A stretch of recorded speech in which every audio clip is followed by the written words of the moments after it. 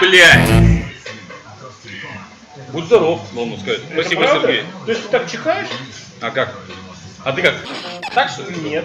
А как? Ну, пчи там как бы это. Пчи? А ты прям так орешь, что ли? Ну, а, блядь, чтобы вылетело все нахуй. Куда? В тарелку?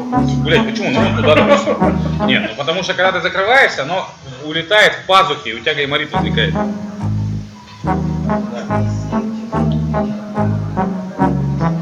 А ты как думал? И не пухры-мухры. Тебе понравилось?